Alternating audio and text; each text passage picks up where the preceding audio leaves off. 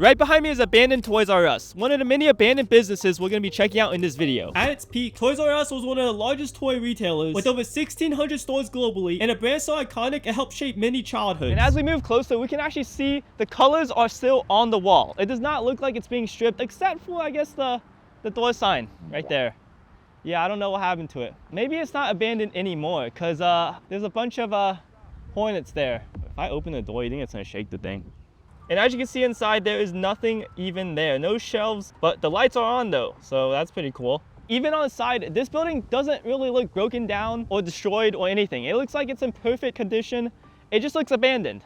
So I don't know why another company just doesn't pick it up. I mean, there has to be a reason, right? I don't know. But even the buildings next to it is fully functional. There's like 2 furniture stores just surrounding it. It's just this one building that just, I don't know. I guess no one likes it.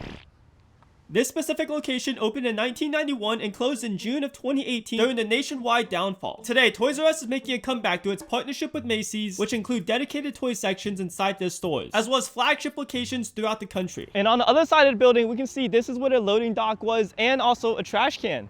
But yeah, as you can see, there's only 2 spots for trucks to unload and load items. Not only are the Hornets in the front entrance, but they're also in the second one too. Well, technically it's an exit, but yeah, I guess the Hornets have taken over. After shutting down, the building was surprisingly used as a movie set, with photos online confirming the location. The movie was called The Roof Man, and it actually premiered on October 10th, which, fun fact, is also my birthday, where Jeffrey Manchester escaped prison and lived inside a Toys R Us for months. This building was customly rebuilt from aisles, shelves, back rooms, and a hidden cubby space to show where the real Roof Man lived. Now, this is just a replica, but let's check out the actual Toys R Us that Manchester stayed in. Now, if that Toys R Us wasn't enough, here is a second Toys R Us. This opened in 1985 and closed down in 2006, but this was the actual building that Manchester stayed in for months. Now, one change I can clearly see is the front entrance. There used to be a giant blue hanger right above the front door, but that is just completely removed and there's just nothing left of it. Now, as we move closer, I can't really see what's inside. All I see are these giant white pillars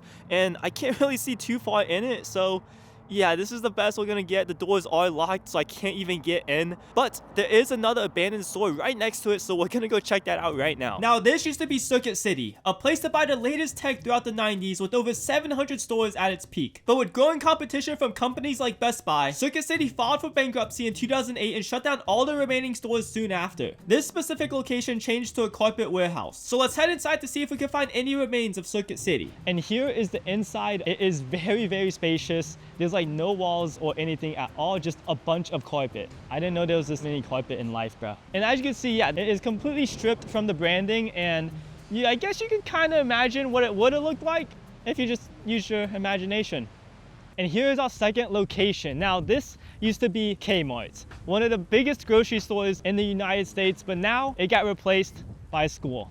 Now, this Kmart closed in April of 2014. But recently, a developer changed this location to a charter school called Movement. Now, obviously, I'm not gonna walk in because it is a school, but honestly, it looks pretty new. I don't know if they changed a lot of it, but as you can see, red, Kmart red. I don't know if they changed it, but it's red. But not only did they just replace Kmart, but they basically took over this entire section. We can see all the way in the back, there's an M logo for Movement, and then also a playground right there. So yeah, they basically took over this entire shopping center for the school.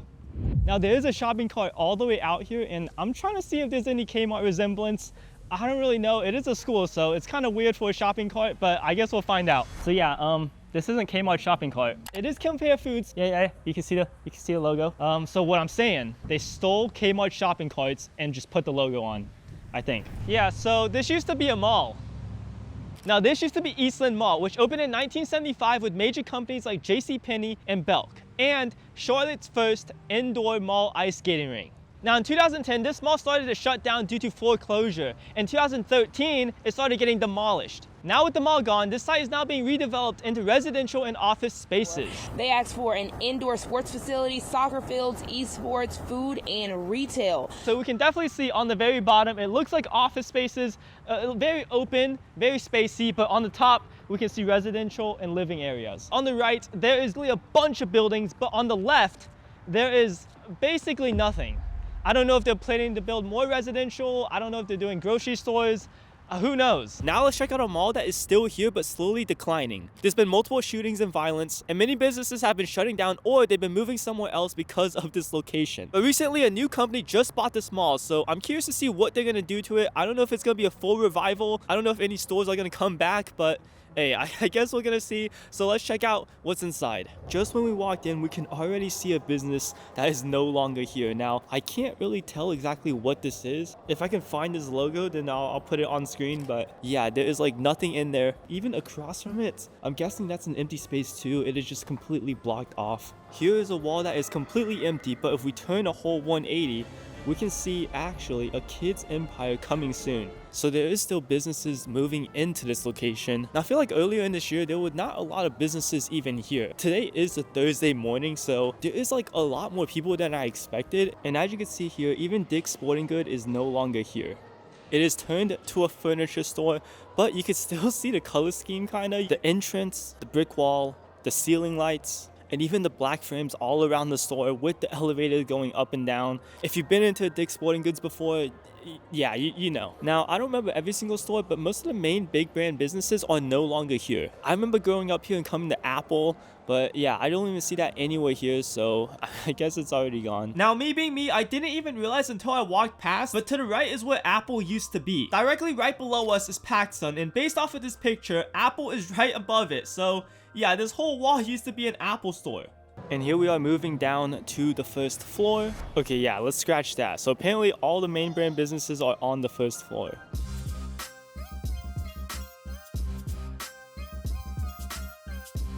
Here's one of my favorite unique stores. This is the Goozy Factory. I don't know if it's closed, but the doors are locked. Now, I'm guessing the store is all about slime and ooze. So I guess you could just bring a whole family here, play with slime, and learn how to make slime because there are some ingredients on the walls here. But I guess this is kind of fun. I kind of want to come back here when it's open.